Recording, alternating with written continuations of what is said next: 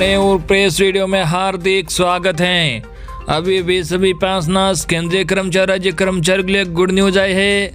जी हां, आज salary pension तथा महंगाई भत्ता में सरकार से डबल बढ़ोतरी पर बड़ी खुशखबरी आई है तथा साथ ही सभी पेंशनर्स व कर्मचारी अन्य भी 3 बड़ी खबर आई है, जिसकी पूरी जानकारी आपको सबसे पहले इस वीडियो में देखने को मिलेगी। तो बने रहे आप वीडियो को लास्ट तक और जानिए महत्वपूर्ण खबरों को सबसे पहले। इससे पहले अगर आपने अभी तक भी इस वीडियो पर एक लाइक नहीं किया तो एक लाइक कर दीजिए, क्योंकि आपका एक लाइक ही हमारी मेहनत का फल होता है। और चैनल को भी फ्री में सब्सक्राइब नहीं किया और सब्सक्राइब कर लीजिए, ताकि आगे भी आपको कर्मचारी व पेंशनर से जुड़ी हर एक लेटेस्ट अपडेट सबसे पहले देखने को मिलती रहे। आज की पहली बड़ी खबर आपको बता दें कि पीएफ को लेकर सरकार ने दी बड़ी राहत। अब 5 लाख तक के योगदान पर ब्याज होगा टैक्स फ्री। जी आपको बता दें कि प्रोविडेंट फंड में निवेश करने वालों के लिए अच्छी खबर है। सरकार ने पीएफ में निवेश के ब्याज पर छूट मिलने की सीमा को बढ़ाकर 5 लाख रुपए कर दिया है, लेकिन इसका फायदा सिर्फ उन्हीं लोगों को होगा जिसमें एम्प्लॉयर की तरफ से कोई योगदान नहीं दिया जाता है। पीएफ को लेकर यह नया नियम नए वित्त वर्ष यानी 1 अप्रैल 2021 से लागू हो जाएगा। पीएफ पर 2.5 लाख तक टैक्स फ्री लिमिट थी। आपको बता दें कि वित्त मंत्री निर्मला सीतारमण ने बजट 2021 में ऐलान किया था कि पीएफ में सालाना 2.5 लाख रुपए तक के निवेश पर मिलने वाला ब्याज टैक्स फ्री होगा, लेकिन इसके ऊपर किए गए निवेश पर जो भी ब्याज मिलेगा उस पर टैक्स देना होगा। इसमें कर्मचारी और कंपनी या नियोक्ता दोनों का योगदान शामिल है। सरकार ने यह कदम उन लोगों पर अंकुश लगाने के लिए उठाया था जो अपना सरप्लस पैसा पीएफ अकाउंट में डालकर ब्याज कमाते हैं, जबकि पीएफ को आम लोगों के लिए रिटायरमेंट फंड के तौर पर देखा जाता है। पीएफ में टैक्स फ्री लिमिट बढ़ाकर 5 लाख की। जी आपको बता दें कि मंगलवार को लोकसभा में फाइनेंस बिल 2021 को लेकर सरकार ने पास करवा लिया है। इस बिल पर चर्चा के दौरान सवालों का जवाब देते हुए वित्त मंत्री निर्मला सीतारमण ने कहा, टैक्स फ्री लिमिट को अब 2.5 लाख रुपए से बढ़ाकर सालाना 5 लाख रुपए कर दिया गया है। इस छूट का फायदा सिर्फ उन्हीं पीएफ खाताधारकों को होगा जिसमें नियोक्ता की ओर से कोई योगदान नहीं दिया गया हो। छोटे टैक्स पेयर्स को फर्क नहीं पड़ेगा।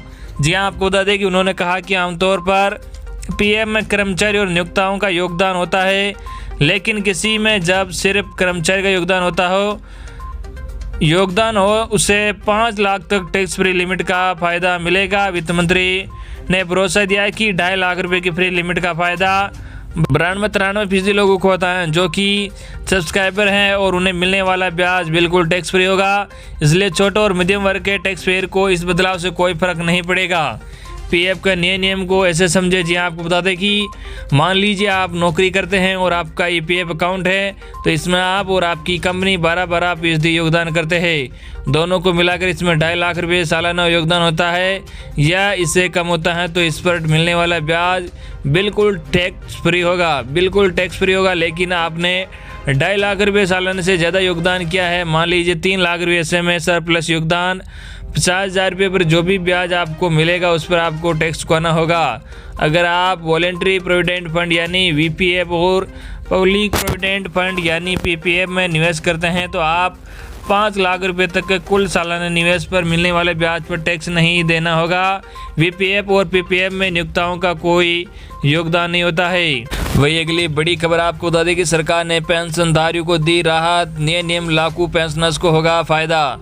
जी आपको बता दें केंद्र सरकार ने देश के लाखों पेंशनर्स को बड़ी राहत दी है। अब पेंशन भोगी बुजुर्गों को जीवन प्रमाण पत्र लेने के लिए आधार कार्ड की आवश्यकता नहीं पड़ेगी। साथ ही संदेश ऐप और सरकारी ऑफिस में अटेंडेंस लगाने के लिए भी आधार प्रमाणीकरण को स्वैच्छिक कर दिया गया है। इलेक्ट्रॉनिक्स और आईटी मंत्रालय इसे लेकर एक सर्कुलर जारी किया। इसमें कहा गया है कि संगठनों को जीवन प्रमाण पत्र देने वैकल्पिक तरीके निकालने चाहिए। साथ ही नेशनल इंफॉर्मेटिक्स सेंटर को आधार कानून 2016, आधार नियम 2016 और यूआईडीए द्वारा समय पर जारी सर्कुलेशन दिशा निर्देशों का पालन करना होगा। जीवन प्रमाण पत्र पेंशनों के लिए एक जरूरी हिस्सा बन गया है। इसकी शुरुआत तब हुई जब बुजुर्गों को अपनी पेंशन लेने के लिए जीवित होने का प्रमाण पत्र देने के लिए परेशान होना पड़ता था। यहाँ तक कि जहाँ नौकरी करते थे वहाँ से जीवन प्रमाण पत्र लाकर पेंशन वितरण एजेंसी को देना होता था। डिजिटल सुविधा शुरू होने के बाद पेंशनरों की कई तकलीफें कुछ हद तक कम हुई, लेकिन कई पेंशनधारियों को शिकायत थी कि आधार कार्ड नहीं होने से उन्हें पेंशन मिलने में कठिनाई हो रही है, उनके अंगूठे का निशान मेल नहीं खा रहा है। 7 दिन बाद बढ़ सकती है आपकी वही अगली बड़ी खबर आपको बता दें कि 7 दिन बाद बढ़ सकती है आपकी टेक होम सैलरी। जानिए वेतन के नए नियम से कैसे मिलेगा आपको फ़ायदा। जी हाँ, पुराना फाइनेंशियल ईयर खत्म होने के 7 दिन बाद यानी 1 अप्रैल से कई नियमों में बदलाव होने वाले हैं। इनमें से एक अहम नियम आपकी सैलरी से जुड़ा है। दरअसल सरकार की ओर से नया वेतन कानूनी यानी न्यू वेज कोड 1 अप्रैल से लागू हो जाएगा। इस नियम के बाद आप अपना टैक्स घटाकर अपनी टेक होम सैलरी बढ़ा सकते हैं। ये जानते हैं क्या है नया वेतन का कानून और कैसे आप इसका फ़ायदा उठा सकते हैं। दरअसल सरकार की ओर से नए वेतन कानून के तहत आपको हर महीने मिलने वाली सैलरी में मूल वेतन का हिस्सा 50% होना चाहिए। मूल वेतन के अंदर आपकी बेसिक सैलरी, महंगाई भत्ता और ट्रेनिंग अलाउंस शामिल होगा। इन तीनों मुद्दों को जोड़कर आपकी बेसिक सैलरी की गणना की जाती है। क्या कहता है पुराने नियम? जी हाँ, मान लीजिए कि आपकी सालाना कुल आय यानी CTC 18 लाख रुपए की है। मौजूदा नियम के हिसाब से बेसिक सैलरी CTC का 32% होता है। इस लिहाज से आपकी मंथली CTC में बेसिक का हिस्सा 48,000 रुपये का होना चाहिए। वही 50% HRA यानी 24,000 रुपये इस मद में। इसके बाद 10% यानी 4,800 रुपये NPS का। वही 12% प्रोविडेंट फंड में जो 5,760 रुपये होगा। इस तरह 1.5 लाख की CTC में आपकी मंथली सैलरी 82,560 रुपये हो गई। वही बाकी बची 67,440 रुपये की रकम अन्य मदों में जाती है। नए स्ट्रक्चर से ऐसे होगा लाभ। जी आपको बता दें कि अब 1 अप्रैल से नया वेज कोड लागू होने के बाद आप अपनी सैलरी का स्ट्रक्चर बदल सकते हैं। नए कानून में सैलरी में PF, ग्रेच्युटी, महंगाई भत्ता, यात्रा भत्ता और हाउस रेंट अलाउंस समायोजित किए जाएंगे। वही बेसिक CTC का 50% होने का मतलब है कि अन्य भत्ते 50% से ज़्यादा नहीं हो सकेंगे। इसी तरह PF और अन्य भत्तों में बदलाव होने से भी टैक्स का भार कम हो सकेगा, जिसका असर आपकी टेक होम सैलरी पर दिखेगा। वही अगली बड़ी खबर आपको बता दें कि PF की तरह अब नौकरी बदलने पर ग्रेच्युटी भी हो सकती है ट्रांसफ़र। जी हाँ, PF की तरह ही अब आप एक नौकरी से दूसरी नौकरी बदलने पर भी ग्रेच्युटी भी ट्रांसफ़र करा सकते हैं। जिस तरह से EPF अकाउंट एक कंपनी से दूसरी कंपनी में ट्रांसफ़र हो जाता है, उसी तरह से अब आपकी ग्रेच्युटी की रकम भी नौकरी बदलने पर ट्रांसफ़र हो जाएगी। केंद्र सरकार की एक अधिसूचना में कहा गया है। इस संबंध में नियम जल्द लागू हो जाएगा। ग्रेच्युटी स्ट्रक्चर में बदलाव पर भी मंजूरी कायम। जी आपको बता दें कि केंद्र सरकार, कर्मचारी यूनियन और इंडस्ट्री के बीच मौजूदा ग्रेच्युटी स्ट्रक्चर में बदलाव पर भी मंजूरी कायम हो गई है। अब ग्रेच्युटी ट्रांसफ़र को सोशल सिक्योरिटी कोड में शामिल किया जाएगा। सरकार, यूनियन और इंडस्ट्री के बीच मौजूदा ग्रेच्युटी स्ट्रक्चर में बदलाव पर सहमति बन गई है। ग्रेच्युटी को CTS का जरूरी हिस्सा बनाने की भी पेशकश की गई है। सूत्रों के मुताबिक इस बारे में अगले महीने नोटिफिकेशन जारी हो सकता है। हालांकि ग्रेच्युटी के लिए वर्किंग डे बढ़ाने पर इंडस्ट्री सहमत नहीं है, यानी अभी 1 साल की नौकरी पर 15 दिनों के वेतन के बराबर ग्रेच्युटी मिलती है। इसे 30 दिन के वेतन के बराबर करने को कहा गया था, लेकिन इंडस्ट्री को ये मंजूर नहीं है। किसी संस्थान में लगातार 5 साल नौकरी पर मिलती है ग्रेच्युटी। जी आपको बता दें कि अगर किसी कंपनी में लगातार 5 साल तक काम करने वाले कर्मचारी ग्रेच्युटी मिलती है, ग्रेच्युटी के लिए सैलरी का एक छोटा हिस्सा काटा जाता है। हालांकि इसका एक बड़ा हिस्सा कंपनी देती है। ग्रेच्युटी की रकम 2 बातों पर निर्भर है। पहली तो यह है कि उस कर्मचारी ने कितने साल तक काम किया है। 5 साल तक नौकरी करने पर ग्रेच्युटी मिलती है। दूसरी, उसकी अंतिम सैलरी में बेसिक सैलरी और महंगाई भत्ता कितना है। बेसिक सैलरी और महंगाई भत्ता मिलाकर ही ग्रेच्युटी का भुगतान किया जाता है।